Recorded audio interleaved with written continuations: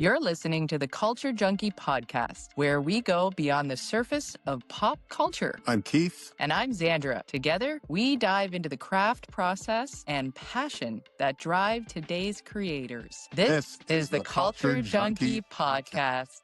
Hey, everyone. Today, I've got a very special guest, friend of mine for a long time, who I've never actually met in person. We met on a old-time boomer platform and had some interesting conversations, and I found this guy's a pretty sharp guy for an American, eh? Luke is a fabulous guitarist, got an extensive collection, and he's got a lot of great stories, so I thought he'd be a perfect person to have on the Culture Junkie podcast. So, Luke, I'm going to ask you a question right away, right from the beginning. What was the moment you realized that you were into the guitar? This is weird, so let's go for it. All right, there is actually a moment. 1975, I was 10, probably about a month shy of turning 11. The Bee Gees album, Main Course, had just hit with Nights on Broadway and Jive Talkin. I didn't know anything about the Bee Gees, like not a thing, but Jive Talkin was really interesting because it had a real well-defined rhythm that was caused really by the drums. But it was the first time I heard an instrument where I thought to myself, I need to be able to do that.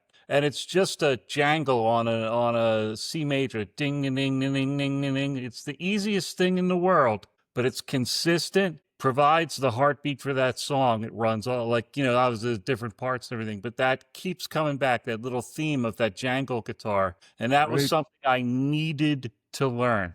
Got self-taught. My parents weren't super helpful, but they did get me my first guitar, which was because I know that's going to be a question, a K Strat copy, but not a normal Strat copy because that would be too easy. It's one of these funky things with like geometrical little endings on, like not a nice curved Strat horn, but some weird semi-pointy Art Deco thing from the 50s. Learned how to play Jive Talkin with sheet music books with the chords, and then had to ask friends to show me because they would show you the chords in open form. Right, the chord diagrams, right, with the three-finger D and the whole 9 yards. Yeah, bottom of the neck on, starting at the first fret, not on the ninth, wherever that is. So I had to ask friends, how do you do this, blah, blah, blah. Learned from friends about bar chords, and there you go, it was off to the races. But the Bee Gees Jive Talkin was the thing that kicked me off. Weird. It's not weird. I got to tell you, I came about it kind of the same way. It's funny. Did you not take lessons at all growing up? You just self-taught?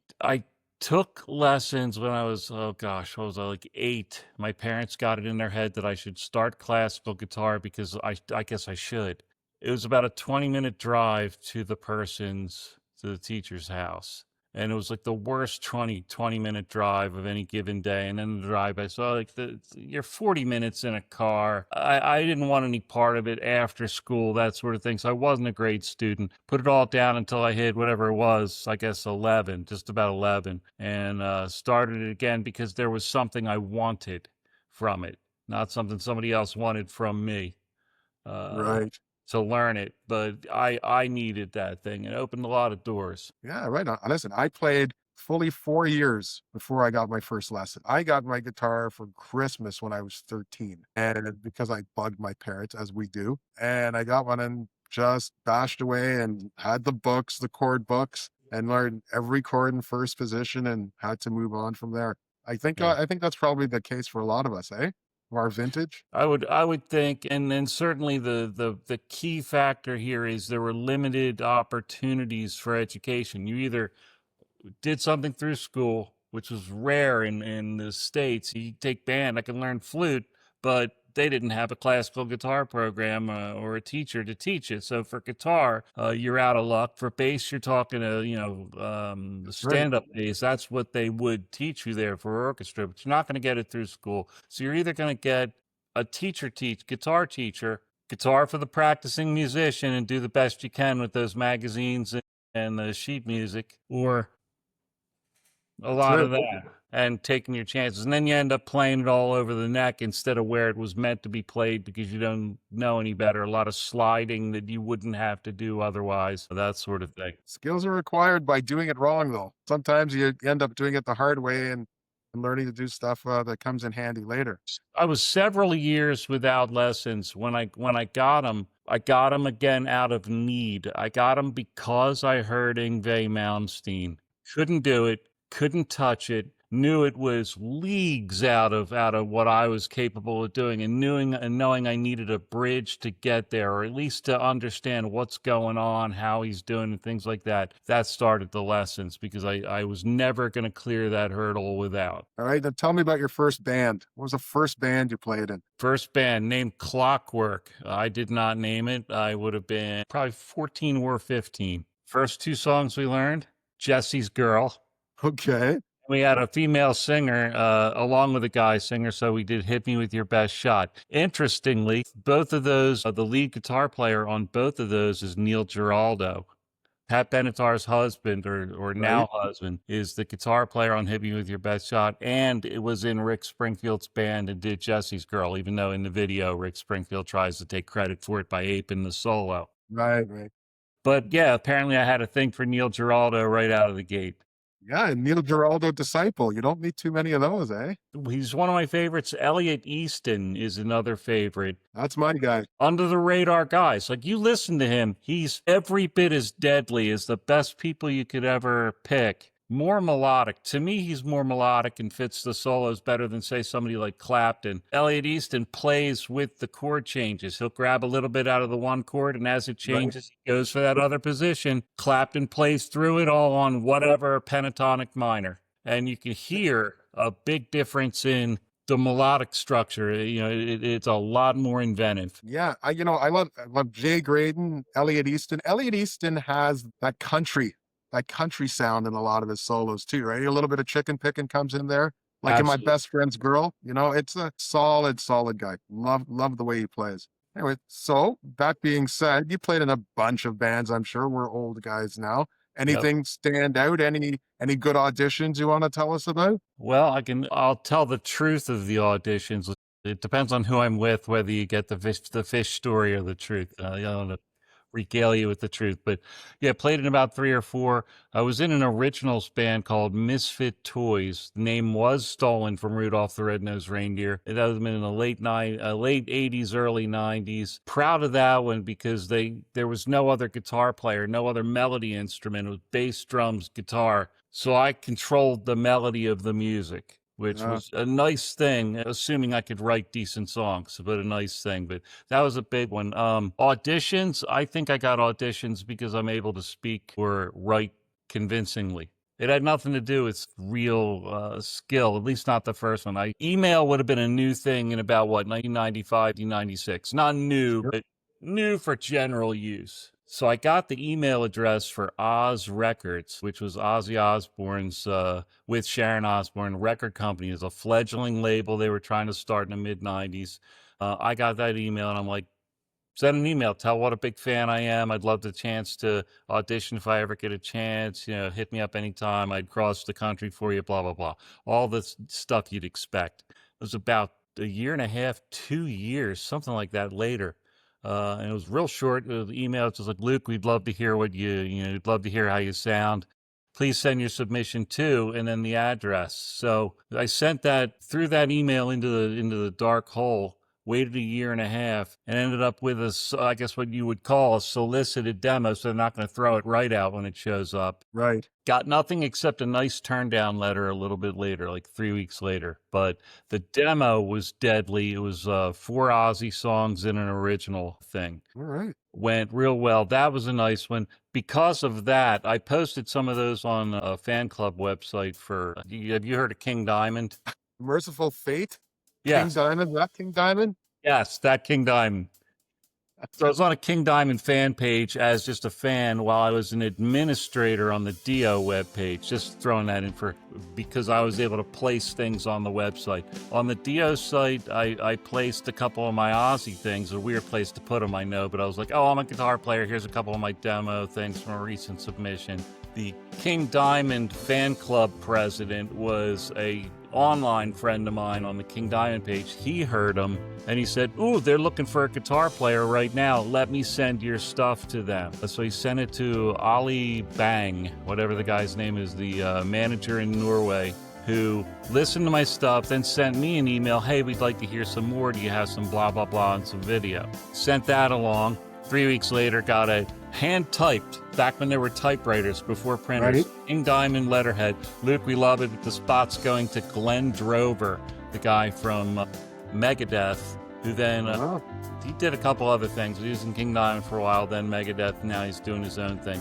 Deadly guitar player, happy to lose to him. And then the last one I ever did was the Limp Bizkit open auditions, because why the hell not? For sure. Well, tell us about Limp Bizkit. Weird. There were about 175 people there. I went to the one in Washington, D.C., or right outside Washington, D.C. Showed up at 4 in the morning. There was already a line. You had to sign up ahead of time on a website, so it was all signed in. Go show your ID, this, that. All you're allowed to bring is a guitar, no pedals, cables, amps, no nothing, just a guitar, and then play through their system. Everybody lined up. What you found later was that they had 2 management guys that were sitting listening to everything, and Fred Durst was there more as a PR thing than anything else. So you'd see him walking around the Guitar Center where they were doing, like, walking the floor saying hi to people. And you would come into the audition room like maybe 1 out of every 10 auditions. And came in for mine. Thrilled to death, happy. I had my Dean Freddy Krueger graphic Strat, which he really dug. And I played like a monster. I was super happy with what I chose to play, how I played it. No mistakes, no nothing. The only thing they had in the room, 2 managers, Fred, me, my guitar and case, 1 Mesa Boogie stack, full stack, 2 4x12 cabinets and a 100-watt head, 1 single delay pedal on the floor. And if you wanted to go for any delay, that's what you got. No additional distortion other than what the amp put out. No anything, just delay and an amp. They gave you 2 minutes, and if they let you play all the way through till you stopped, you were the man. They were stopping people in 10, 15, 20 seconds. I did make it through to the end. I was real happy with that. Got a couple packs of strings and a couple handshakes, and that's all I got out of that deal. Oh, well. I think I was a little too old already. I'm only 5-7 years older than Durst. Yeah, well, listen. You know what? Like you said, getting through the audition without getting the hook, that says something, So tell me then, from your perspective, what separates a good player from somebody who can walk into a room and do an audition like you did? There are a lot of good players. What does it take to make a player successful in an audition? Successful to the level that you were? The ability to turn off your inner dialogue for just a minute. You're never going to turn it off for more than a few seconds. But if you can get your head clear enough to go, I got a job to do. I gotta hit the first note. If you make it to the first note, you're probably gonna be okay. But if your hands are, oh my God, and you're dropping a pick, and you're dropping your key, you've got to put that aside somehow. I can't do it for long, but I can do it for a couple of seconds. Like shut down the chatter and just go for it. Like I said, I'm no better than anybody else. I can't shut it off for more than a few seconds. I am convinced that's all you really need. You just need a running start. That is a great answer. A lot of people I've known who, even playing at an open mic, they've heard them play 1,000 times and they're really good players. And at that moment, when it's time to perform, a lot of people just can't push through. And I think maybe you're right. If they could just push through to that first note, it'll all fall into place. Everything follows on itself. You get the one note, you're like, okay. And maybe if you get the second one, you're probably doing okay. And I will say, I used to have really bad stage fright as far as the drive to a gig. Just driving there, walking in the first time, sitting your stuff down, looking to see where the stage is. That part for me was murder. It's frequently like finding reasons to have temper tantrums on the way to gigs. Because, in our area, it might be a solid hour drive from the suburbs into Center City, Philly, and get a parking spot to go to the venue where you're going to play at that night. That's right. So for that 1 hour, pardon my French, I'm the world's biggest for that hour. Walk in, see it. It's not filled with demons that are going to eat me alive. I look, all right, this is starting to look a little bit better. Then I can do what I got to do. We have to talk about the elephant in the room. And the elephant in the room is that Luke has a couple of guitars. How many guitars do you have today, Luke? I have, I think, 94 today. I've owned 102. I would like to die with 100. Why? I have no idea, because it sounds good. That's a nice round number, right? What's the first guitar that made you think you might be addicted to this? I'll preface by saying I had a couple junkies. I had a K-Strat, had a Harmony ES335 was my second guitar. My third guitar, my dad did help me. I think he saw that I was going to stick with it and was willing to put something into it at that point. Christmas gift, it was a 1977 Gibson Les Paul Custom. Really nice. But that didn't do the collector thing for me. The collector thing for me was in my first band. I felt like I needed a Strat. I was going to try to say some things where I didn't want to have two humbuckers and a giant slab of wood. I wanted something with a little more pain to it. So I decided to go get a Strat. It was still an Yngwie head, so I had to get a vintage white Strat. But I got one with a locking trem on it. It's had standard single coil pickups, but it had a locking Kaler on it, which worked fantastically. When I got that guitar, I made a mental note. I'm like, if I ever see one of these again, I'm buying it. This is the best guitar I've ever played in my life. So I became a Strat junkie out of that, as well as the pointy stuff, but became like a collector of that series of Strats. And I have 6 of them now. I have one in every color that I know of that was ever produced, just because I want to have it. And they play so well. So what's the crown jewel? What is the crown jewel of your collection? Crown jewel. All right. It's a simple answer. It's so simple, it's dumb. 94 guitars. I have I think I have 10 Fender Strats. 6 of them are those, it's hard to describe. They were Strats that were made partially in Japan and partially in the United States during the period of time Fender had a big fire in their California factory, so they were scrambling a little bit. So these were actually a mishmash from both factories. But my favorite Strat was an American Deluxe from about 2001. It's in a tobacco sunburst with just a plain white pickguard. It is the most, like, if you want to hold it up to Strat, here is Strat. There's nothing interesting or special about it whatsoever, except it sounds like $1 billion. And I love how it sounds. I love how it plays. My Strat, of all the things, I've got way more expensive stuff, but that thing, it never sounds bad in any situation. Even if I throw a ton of distortion on it, it's still gonna hang with anything else. I've got noiseless pickups, so it can handle it without screaming feedback at you. Of all things, a plain Strat. Yeah, and there you go. I don't know if you can see, it's a little blocked. I'm pointing the wrong way. There. I could see a telly. Yeah, so it's sort of a telly. I know I'm here for what do you call them guitars? Pointy guitars. Yes. Yep, there you go. If you notice, it's only got 5 strings. Because? Is that the Keith Richards thing? It absolutely is. It's got There five strings, and it's got Spurzl locking tuners on the back. Got some lockers on there. Well, it's Very tuned nice. up. Let's see if I can do it. I'm going to embarrass myself here. It's tuned up in that 5-string. Like, there you go. Open G. So anytime you play what is considered to be like just a regular minor 7th shape, that Keith Richards.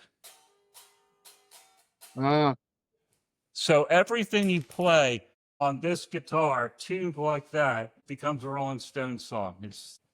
You can figure out how he wrote all his songs. Like, I'll tune a guitar like nobody else, and I'll play the easiest crap in the world, but you won't recognize it because it's not tuned right. Because it's not tuned right. So now you tell me this.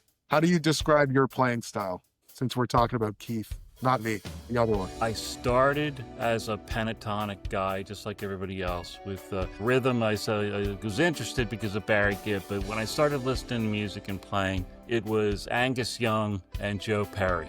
AC/DC and Aerosmith were the 2 that I was listening to. A lot of pentatonic. You can't escape it there. Blues scale, pentatonic minor. And that's pretty much all you're going to hear.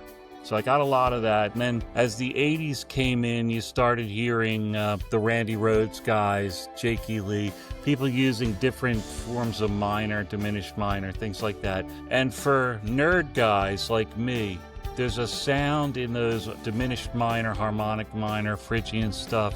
There's a sound there that is, I can't think of how I want to put it, perfect for a sci-fi or horror movie nerd. Just like I think pointy guitars come from the same mental space as a sci-fi, D&D, Dungeons & Dragons, sci-fi guy, horror guys. They're the ones who end up liking the pointy guitars because they're looking at them like it's a Klingon weapon. And that's, I think, where some of that comes from. I think they gravitate towards the neoclassical stuff, the harmonic minor runs, things like that, because it gives you that same mysterious sound, that fantasy sort of sound that we're not used to having plugged into our ears 24/7. I think that's what I started picking up on that. If I had to say what I sound like now, I probably sound rhythmically like, if I'm lucky on my best day, like Alex Lifeson, a lot of suspended chords, things like that, because I'm usually the only guitar player. I'm trying to keep a lot of sound going. Solos, George Lynch is a good way to put it. I ended up settling somewhere in the middle. Like, you listen to Lynch, a lot of pentatonics, some harmonic minor, Phrygian mode stuff, and he uses it more as color. He'll end his note on a little minor thing, but or end the solo on a minor thing, but half the solo was just pentatonic runs before that. But he's got that weird little niche where he's got that both of those sounds in his playing as well. On my best day, I aspire to that. That's right. You use your guitar as a batlet then. Wow. There you go. It's all coming clear now. Why it's pointy, why, you know, how you get your sound, where it's all derived from. I think there is something to that. If you watch the people that are, like I said, fantasy guys, D&D guys, things like that, any role-playing game guys, they're the guys who tend to gravitate to neo. They're not the guys who gravitate to the Stones or bands like that, like roots rock guys. They're not the Bruce Springsteen fans, but they're going to be the one who has the BC Rich Warlock collection. So you're talking about guitars like that. I'm fascinated by your love of those type of guitars. You know, it's very era specific for me because, you know, we're the same vintage, and that was what was really cool when we were getting started. I think Joe Perry had a Warlock or something, and he had one of those 10-string ones or something at some point. He had a 10-string pitch. That thing was beautiful. This was like the coolest thing I've ever seen in my life. You come by it honestly. You have no choice but to end up where you've ended up. I've noticed recently, I was into what I'll say popular music. What was popular at the time through most stages of my life. I kept my interest in stuff that I originally listened to when I was a teenager, early 20s, late 20s. Well, I kept that. I like it. I listen to it to this day. But I'd say 2/3 of my Spotify listening goes back to music that either came out or that I discovered between the ages of 16 and 22. Guitar loves tend to exist in that same time frame, as you pointed out. I think you love things that make you feel comfortable and come from a period where you felt safe and good about the world and you had dreams. Because those are the things that you look at and you associate with a happy period. That's when I was young. I remember when I wanted an Ibanez Iceman. They sold them in the record stores around here, late 70s, right? I can't see an Ibanez Iceman without being transported back to 1978 stand. I don't know if you guys had something called Sam Goody record store. No, we have Long and McQuaid. There you go. And they're super famous. So same idea. I stood in there looking at a guitar that only cost $475 back in 1978, but it might as well have been $1 million because I was whatever I was, a 14-year-old, 13-year-old kid. But I can still see that guitar now and be looking at Kiss albums in my head in Sam Goody, wishing I had that guitar. And yes, I do have one, by the way, because I've always wanted one, and I've almost bought one several times, but I'll tell you, my White Whale guitar is an Ovation breadwinner. I've always wanted one because David Cassidy played one on the Partridge Family, and his name was Keith on the show. My name was Keith, and that's what set me off. From that point on, I had to have that guitar, and I've never got one. You should. They're running about $1,200. So I was looking at them the other day. The Breadwinner, the Preacher, and then there was one more. I can't think of the Deacon. I'm sorry, the Deacon. Yeah. Preacher. There's a Preacher and a Deacon, and the other one that was a little different was the Viper. The Viper was kind of like a Tele. Yeah. I wouldn't turn down any. I have none of the four of those. I've been looking at them since they were new, since the 70s. They're out there. You can get them. You know, you're not gonna get them cheap, but you're not gonna have to pay an arm and a leg either. They're not like an old Les Paul for $5,000. You can get into a beautiful one for $1,200, $1,300, and probably should. That's right. We both probably should. I think I was so. at an open mic thing about pre-COVID, and this old guy, and I know here we are talking about somebody who's an old guy, comes up, pulls up this Ovation case. I go, Ovation? What the heck's he doing? Pulls it out, and it's a breadwinner. I'm like, oh. And from then on, I've been back on. I've been back in on the hunt. But they're rare up here. I've seen them on Reverb and that, but they're usually, like you said, 1500 bucks US. And, you got to get them shipped and all that kind of stuff. So I've been kind of holding off. Anything you got to get shipped immediately becomes not just for import fees, anything like that. I have had, I'd say 50% luck. 50% of my guitar purchases have gone great. I've had guitars that I bought from private owners where they put it in a box with no packing materials, in a large box where you can shake it and it moves. Not one bit of packing material in there at all, and gotten it delivered to me in 4 pieces. I had an acrylic BC Rich bitch. Body was acrylic. The neck was wood, but still had an acrylic headstock on it. So it's meant to break. It's meant to break badly. And this must have been a kid, because I can't believe somebody could be that stupid. Took it, stuck it in a box, taped it up, shipped it off. It came to me in 3 pieces. I'm still angry. It's been 20 some years. I'm still angry when I think about it, because I can't imagine the level of stupidity necessary. Well, you know what? Yeah, live and learn, eh?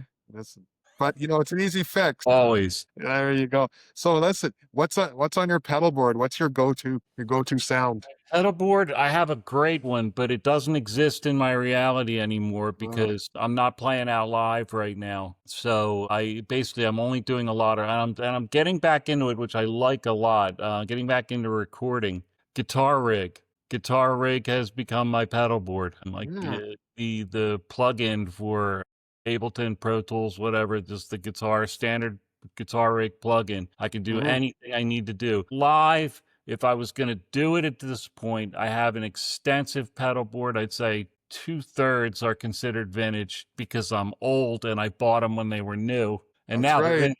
I'm not. I'm just old. The pedals are vintage, but I've got them, and I could put together a killer pedal board, but I don't think I would. I think I'd go for, what do they call those? The Kemper systems? Like, what are the new all-in-one modeling systems? And you just plug in the patches you download, that kind of thing? Yeah. They've gotten, I don't know if you've ever seen the Pod XT things, which were pedal. Yeah, seen those. That's about maybe, I'm going to say maybe 10-year-old or a little bit more technology. The stuff now, it's a rack-mounted device with a floor pedal, and you could build any sound under the sun. Again, I believe they're coming in around 1,500. If I was going to play out live, for the simplicity of that, the all-in-one of that, I would do that in a minute. I've been in a situation where I had one pedal that was not functioning on my board. And it was a multi-band thing where you have 10 minutes from the old band getting off the stage before you play your first note. And I remember setting up, probably my most embarrassing performance experience ever was I had a broken pedal and had no idea it was broken or where to find the problem. On my board, everything's plugged in, ready to go. Couldn't find what was gating the signal so that I wasn't getting any signal to the amp. Later found out it was my Morley, the power wah, the thing it does. Distortion on one side and wah on the other side, the little buttons. And they actually uses instead of using a potentiometer like most of them do, it uses a light sensor. A pain in the ass. So it stopped working on me as I was setting up. Our setup ran to 22 minutes. I think the rest of the 3 guys in my band still hate me to this day. And that's got to be 31 years ago. But that's my nightmare. And because of that, I've always used the simplest thing I can find. I used to have a Yamaha 500, FX 500 processor that I got in the 80s. I still have it, same one. Bought a backup one because they're not going to last forever. But recently I got a Boss GT1, and since I play mostly in 80s and ska bands kind of thing, the sound doesn't travel very far. I got a bit of a jangle, kind of an Andy Summers kind of thing going with a little more drive, and I've got like 2 or 3 patches on this one pedal. And if if it breaks, I can probably get almost the same sound out of the amp. Try. So, Yeah. I've always worried about that very thing. I had a similar story. A buddy of mine was playing in a band, and he's got one of these. I can't remember. I think it's a Line 1 or something. He's got a great big box with, it's got all these patches and stuff in it. But he got on there and he was playing, and it didn't work. And he just had to fiddle with it for like 15 minutes while we're all kind of going, doing that thing there. Won't mention any names, but anyway, yeah, that's a tough one. It's a tough one, especially like you said, when you're going one of these things where all these different bands are playing and you're lining up. Yeah. Got one more question before I'm going to let you go, but tell me, what's the guitar that got away that you wish you never got rid of? I have the best story ever for that. I'm listening. So here you go. I did not own the Gibson Les Paul my dad had gotten me yet, but he had given me the okay to start looking around for a nice guitar. I had gone through the K Strat and the Harmony ES 335, and I was ready to move on to a big boy guitar. And he just said, it was like October. He's like, if you see something, let me know about it. I'll come out, take a look. If it looks okay, we'll talk. No promises, but we'll do that. Went to my go-to guitar store, and nothing in there that I liked at all, except for one guitar. It was called the Rickenbacker Light Show. The Rickenbacker Light Show is, just to look at it, I think it's based, I'm not sure. Somebody might hear this and be like, oh, he's the stupidest person who ever lived. But I believe it's based on the Fire Glow shape, the Rickenbacker shape, a 6-string guitar. It's got a full mother of pearl pickguard over the whole front face of the guitar, because underneath there, it's got, I'm going to call them Christmas lights for lack of any better way to put it. They certainly weren't LEDs back in the 70s when these things were built, but they had lights underneath there, a separate plug-in. You had a plug-in for your 1/4-inch jack and a separate plug-in for a cable that would power the lights. The lights would react to what you were playing. They only wanted, it was somewhere in the 400s. I want to say it was 425, which was a lot of money for, a kid who's looking for his first decent guitar type thing. It was sort of out of my range, sort of not. I might have been able to get it. The Les Paul my dad ended up getting for me was 475, so I think I could have probably gotten it. Bacher Light Show guitar. Turned it down, played it. It played great too. Everything about it was great. Could have walked out of there with it. They had the cable. Everything was good. Didn't buy it. Forgot about it. Later, I find him on Blue Book of Electric Guitars. Again, for people that might be coming out of their computer trying to punch me for getting it wrong, please don't. I saw ranges between $17,000 up to about $30,000. They didn't make them. They made like 6 of them for 6 weirdos. And this store ended up with one. They didn't even know what they had. And it wasn't for 6 to 10 years that I saw it on the Blue Book of Electric Guitars. I believe the price may have settled a little bit, but it's still 5 figures at this point. And I wanted it so bad. It was the coolest thing in the world, but maybe not as cool as the Black Les Paul Custom. Maybe not. So it lost out in a big way. But if I knew then what I know now, I'd have a Rickenbacker Light Show guitar, or maybe I'd have 20 grand or so for it. I'd have one or the other. Luke, that was an amazing story. Great story. Great speaking with you. Thanks for coming on the show. Once we finally deliver the Gentleman Shredder model to you, we'll get you back on. You can tell us about the guitar that we made. That works. All right. Anyway, thanks for coming on.